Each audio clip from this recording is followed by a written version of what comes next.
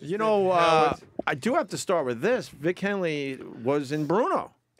Yes, yeah. Wait a minute. We were in Arkansas for 5 days. Oh my God, you were the announcer. I'm the ring announcer, yeah, and we did the Straight Dave stuff. Oh my God, of course. I haven't seen you in 8 years since Arkansas. Oh my God. So wait a minute. The last time I saw you, there was a riot. That's Correctamundo that you started, and I helped with. And I helped. So did you get stuck in the stadium? Yes, I did. So basically, for people who don't know, we did this movie called Bruno. At the end, there's a cage fight in Arkansas, real cage fight. 2,000 people in the audience. Correct. Vic is the announcer. I make love to my boyfriend in the ring, and then a riot started. All hell broke loose. I left. What happened? You had a special tunnel 12 built. people Well, died. you guys never talked what happened after he left. No, I never saw him again.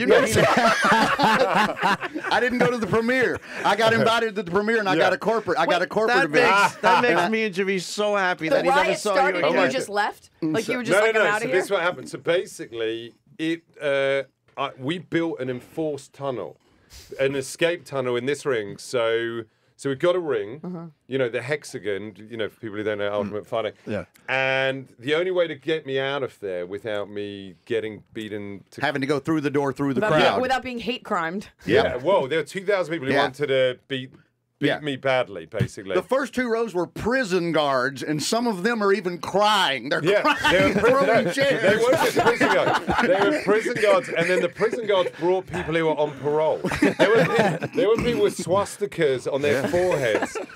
And they wanted, so the only way I could get out of there alive was we built a tunnel which was enforced, because we knew that people would run alongside, and they did, trying to smash into the tunnel. Oh my God. And at the end of the tunnel was a car waiting with, it was on with the door open, and I run in, and then it zooms off. And that was the last time I saw you. Yes. So what happened? So glad you're alive. You know what? I should have really called.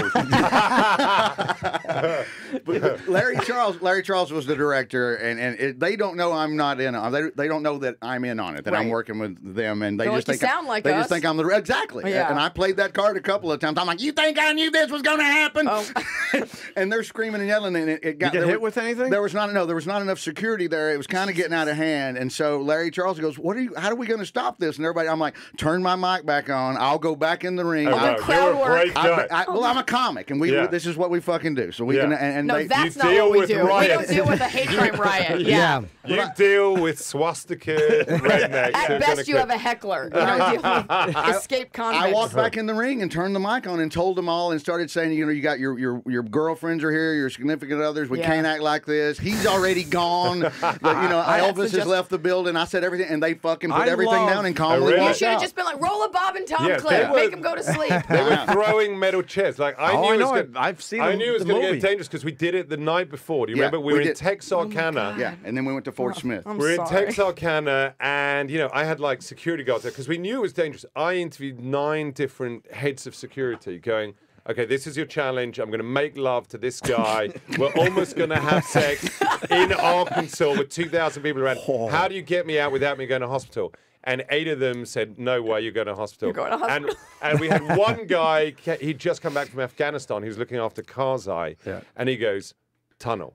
And I was like, "Okay, you got the job. Down." And so we're there, and basically what I was told was by the lawyer, because it was all legally very dubious, that there were about 15 things I couldn't contravene. And the most important one was I was not allowed to incite a riot. So I could not challenge anyone to do anything violent. Because if you cross a state line to incite a riot, it's a federal offense, imprisonable by, I think, a minimum of 3 years. That's what the Chicago 7 were up for. And your work visa would get taken, right? If there was a that's problem. right. No and I'd premiere. be in jail for 3 years. Yeah.